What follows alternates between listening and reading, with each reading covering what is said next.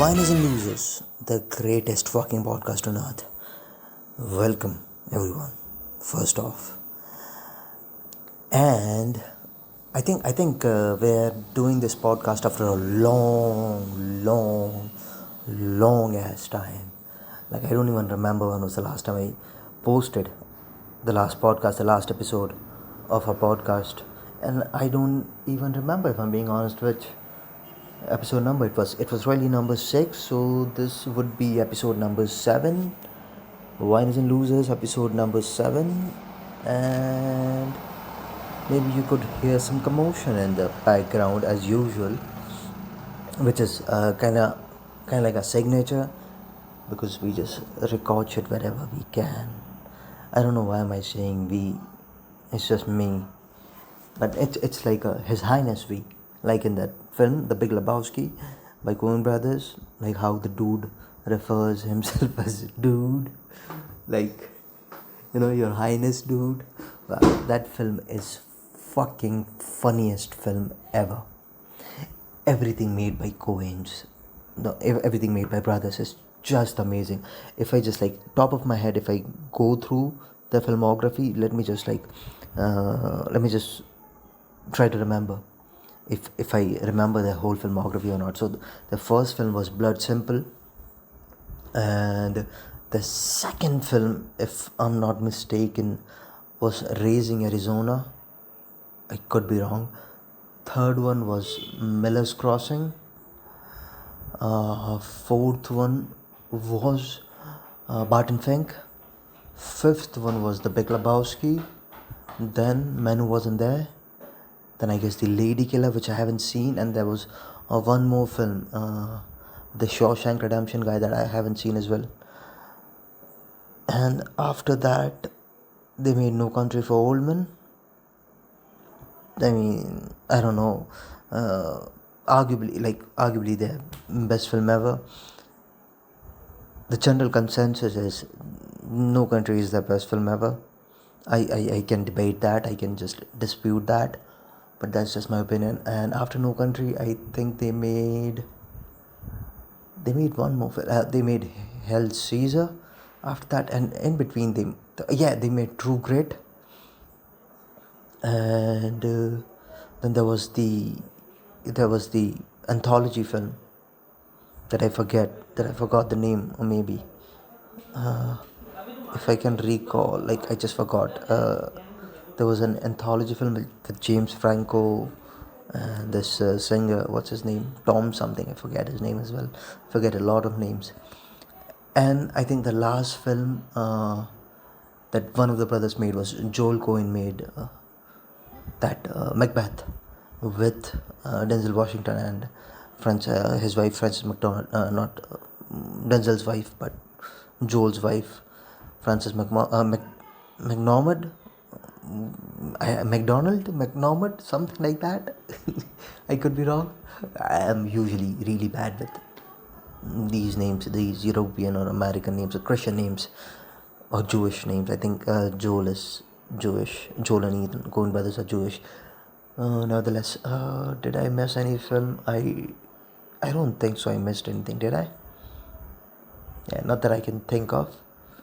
In between, they also wrote Bridge of Spies for Steven Spielberg. They also wrote one film for George Clooney directed with Matt Damon. I think Downsizing, if I'm not mistaken. I know their filmography by heart. I mean, yeah, you could say that I'm their biggest fan, which I am. So my favorite Coen brothers film is, I think, Man Who Wasn't There. I've seen that film multiple times. I just love the shit out of that film. So I've seen Big Lebowski multiple times as well. And I loved Miller's Crossing, loved Raising Arizona, loved Blood Simple. I really liked Barton Fink as well. I think Barton Fink did win some major award at a major film festival, if I can recall correctly, like a Caesar award or something like that, whatever that is, like in a Cannes film festival or somewhere. I feel like I'm forgetting one of their films. Let me just quickly go through their filmography just to make sure that I got it correct. And yeah, so why did we bring up Coen brothers in the first place? Okay, so we were talking about the Big Lebowski, and I just like went to that. Okay, so let's see their filmography. Coen brothers filmography: directed feature films. First one is Blood Simple, we got that right. Raising Arizona, right, got that right. Miller's Crossing, Barton Fink. Hudsucker Proxy is the fun film I was telling you about, with the Shawshank Redemption guy, Tim Robbins. Fargo, fuck. How can you forget Fargo?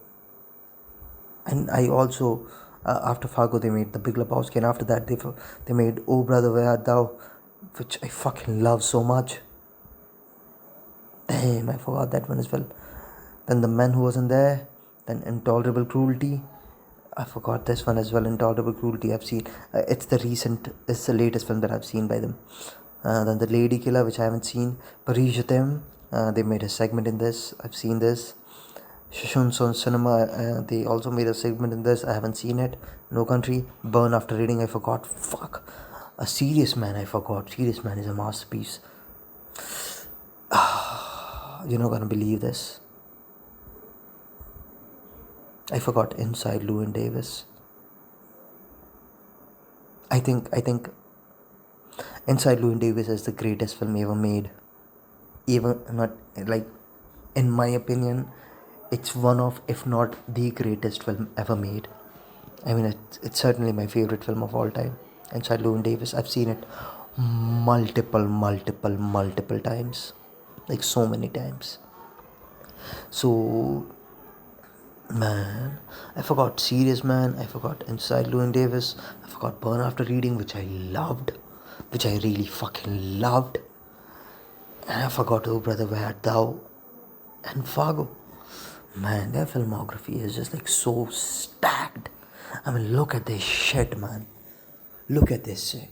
I mean, Blood Simple, masterpiece. Raising Arizona, masterpiece. Miller's Crossing, masterpiece. Barton Fink, masterpiece. Hudsucker Proxy, haven't seen. Fargo, masterpiece. Big Lebowski, masterpiece. Oh Brother Where Art Thou, masterpiece. Man Who Wasn't There, masterpiece. Intolerable Cruelty, great film. Lady Killer, I haven't seen. Paris Je T'aime is a segment. No Country for Old Men, masterpiece. Burn After Reading, I would say it's a masterpiece. A Serious Man, definitely a masterpiece. True Grit, a masterpiece. Inside Llewyn Davis, the greatest fucking film ever made. Hell Caesar, good film. Good film. Ballad of Buster Scruggs, a good, even great, but definitely a good film. So look at this. Man. This was just like, yeah, I was right with Bridge of Spies, and there's a Fargo TV show which I fucking love so much. Yeah, it was called Suburbican. The film I was talking about with George Clooney and Matt Damon. It wasn't Downsizing. Downsizing is by Alexander Payne, I guess. Alejandro Payne or Alexander Payne, whatever his name is. That film is called Downsizing, I guess. I'm not entirely sure about that as well. The Martian, Downsizing. Yeah, I'm right. Speaking of Alexander Payne, this guy is legit a great filmmaker as well. He is. His Nebraska is fucking goated. Sideways is fucking goated. Descendant is a great film. The rest of them I haven't seen. The Holdovers I've heard is a masterpiece. Nebraska he didn't write. Nebraska he just directed. It's written by Bob Nelson. I don't know who Bob Nelson is, if I'm being honest. He wrote and directed The Confirmation. I haven't seen it. Nah, nothing. Yeah. So, yeah, man. Coen brothers and their filmography. Just, where do I start, man? So my favorite Coen brother, if I had to rank Coen brother films, number one would be Inside Llewyn Davis, without a fucking doubt in my head. Number two would be Man Who Wasn't There. Number three is a bit hard. I'm gonna go with Miller's Crossing.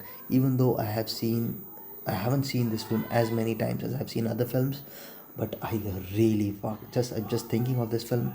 I think it was a legit masterpiece. So number 3 is Miller's Crossing. Number 4, I'd say No Country for Old Men, because even though it got a lot of accolades, a lot of awards, a lot, just like, but still, I'd say this was the film that made me want to become a filmmaker. If I'm being completely honest, this was the film that I watched. I vividly remember I watched that film 720p, didn't fucking understand the ending. I just didn't get it. I was like, what the fuck was this? I loved the film. I loved the pace, loved the story, everything. Just did not understand the ending. And then I had to Google it. I was like, No Country for Old Men, ending explained. And I was just blown away that a film could end like this. Just reading all the theories, I was like, fuck. People do that? Like, how do they do that? Then I think I re-downloaded it in 1080p, and I re-watched it again, maybe immediately or maybe just like a day after, and I was just so blown away. I told my friend, I told my friend, I was like, bro, I've seen this shit. There's a film called No Country for Old Men. I mean, it's a cat and mouse story. It's about this guy, played by this Josh Brolin, and it turns out that he's not even the real protagonist of the film. It turns out there's a whole another story going on behind. I mean, it's not even his story, you know.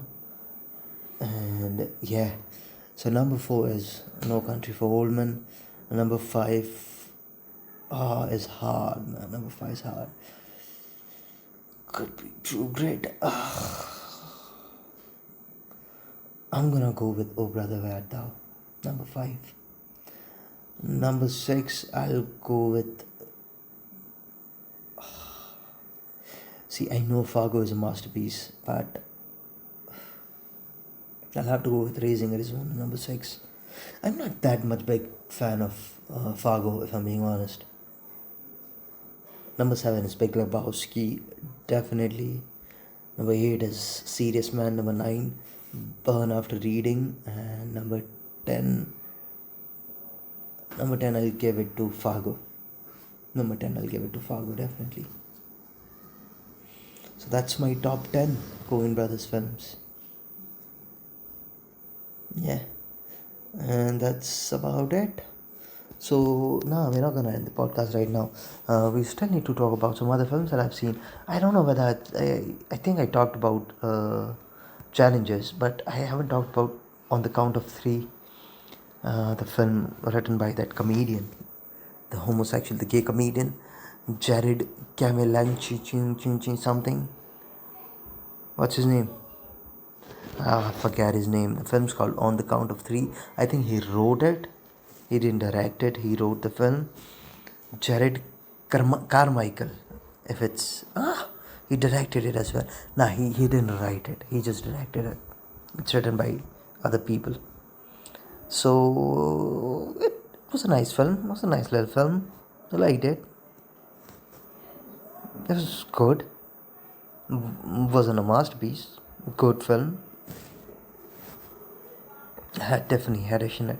Tiffany Haddish, I remember from a Paul Thomas Anderson interview. I think PTA is a big fan of Tiffany Haddish.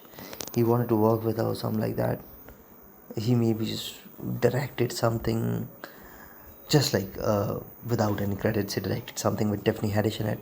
Let me just search Tiffany Haddish and Paul Thomas Anderson. Let's see what comes up. Something must come up. Yeah, PTA BTS with Tiffany Haddish. See, just a few frames beginning at 3:10. Somebody's posted a video on Reddit behind the scene.